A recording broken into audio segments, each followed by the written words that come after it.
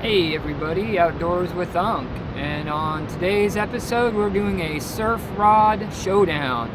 We're out here on the beach. There's 3 different rods I would like to talk to you about.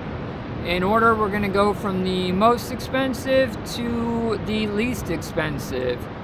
This will kind of give you a good idea of what you need to use while you're out here. First up, this used to be an Umaquan Rockaway until I just shattered it in my tailgate about 5 minutes ago. There will be a memorial later on this afternoon. Maybe we'll give it a Viking funeral. But this was the 11-foot Umaquan Rockaway carbon fiber paired with the Umaquan Tundra 6000 spinning reel. This was the most expensive rod I had. You can get them on sale for like $100, and the reel is usually $60, $80 not on sale. But this was a 12-foot medium heavy rod, ultra light. You could throw this thing all day. For a longer surf rod, this is kind of on the higher end of the pace scale, but if you're going out every week and you want a lightweight rod that you can feel comfortable throwing, this is a good rod for that. Is it worth the money to some other rods? I don't know. I'll let you guys decide. Next up, we have a newer rod to me. I've only had this one out on a few different occasions, but this is a 12-foot Daiwa beef stick. And what I like about this is the price point. You can get these for $45. I paired it with the Daiwa Sweepfire 6000 reel, which was about $43 as well. So you're all into this rod and reel setup for around $80. This one is a little thicker, a little heavier, but it's still pretty responsive at the tip. You're not missing too many bites. And at the price point, what's nice about this one as well is you can throw a little heavier weight. It's rated up to 6 ounces, so it's a little beefier. You could probably use it if you're like plunking out on the Columbia or getting a little larger fish. This has got to be my new favorite setup at the moment. But what else I would like to talk to you about is our budget rod. Now this is just an Ozark Trail. Nothing fancy here. I picked this at Walmart. It's an 8-foot medium. I picked this up at Walmart for like $10. The original reel lasted for about 6 months of heavy use. Eventually the salt water got to it and fried it. So I switched out the reel. This is just an Amazon reel. It was $24. It's called the Sea Night. And it's not as smooth as the Umaquan or the Daiwa reels, but it was $15. So I'm all into this rod for about $25. And this thing will throw a 3-4 ounce pyramid, no problem. I've used this reel for the last 6 months now, and not heavily because the weather's been crap.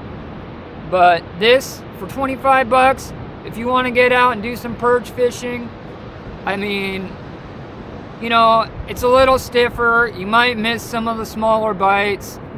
But if you're on a budget and you just want to get out there, then this is the rod for you, you know? If you're just getting out, you can only go out 2 or 3 times a year because you live 200 or 300 miles from the coast.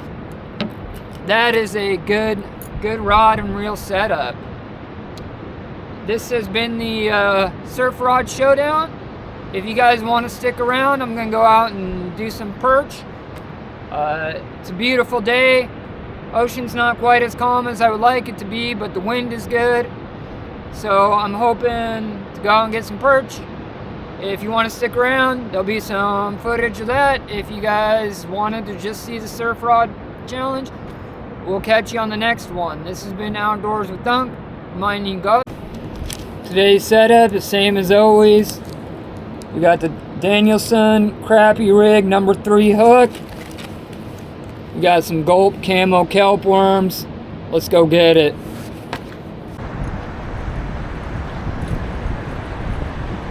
So it's pretty moderate chop today.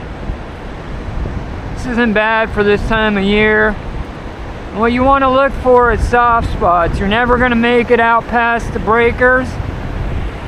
So there's little waves and they come in sets, and you want to fish as far out as you can. Looks like there's a deep spot just off to our left here,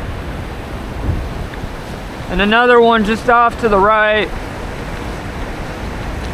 So what I'll do is I'll walk out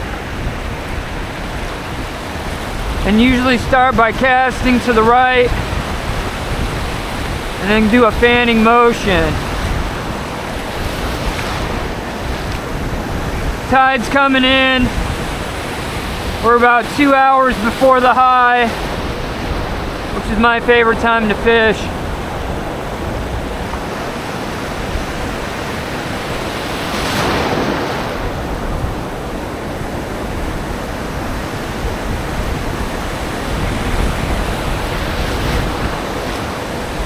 I'm just trying to get over that first set of waves. You can see how it's a little calm in front of me, but that also means there's a rip tide, so you got to be careful when you're out here.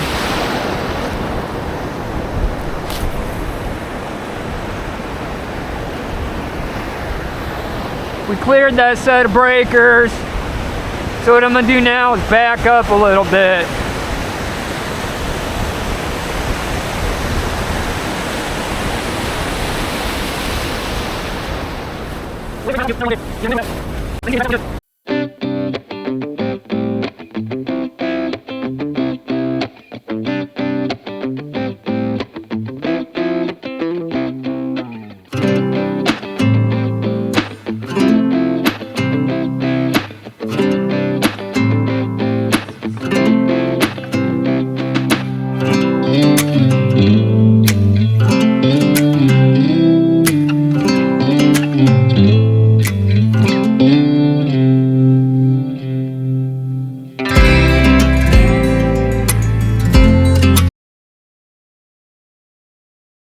And if I don't get anything, you gotta move. And it's a pain because you gotta walk to the truck.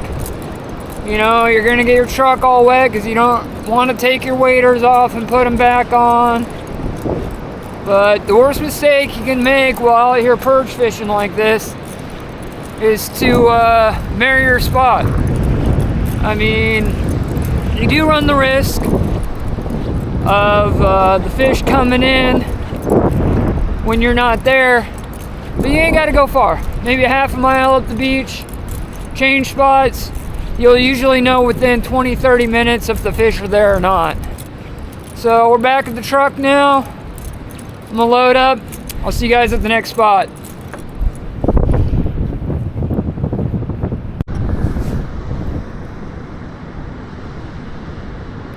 We moved about a half a mile down the beach. Water's looking a lot calmer. Spot number 2.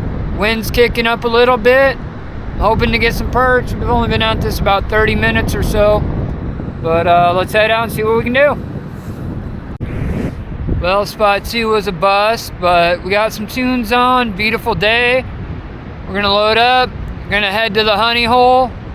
It's my favorite spot. It usually doesn't let me down. Wind's kicking up, getting a little bit later in the afternoon. We've been out this about 2 hours now. Hopefully we can make it to our honey hole and get the win. We'll see you guys there. All right, boys, we're at the honey hole. This is our Hail Mary before getting skunked. Water's calm, looking good. Let's go get some fish, bro.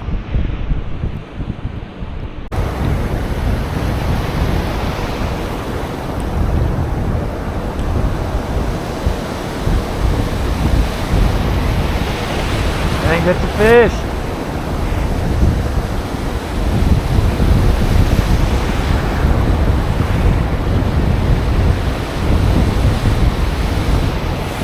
The feel pretty big, but we'll see what we got.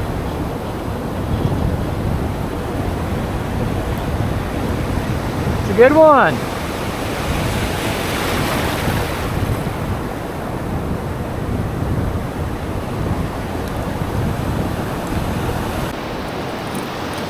Well, that was a catch, boys. We got one on the stringer. Let's go.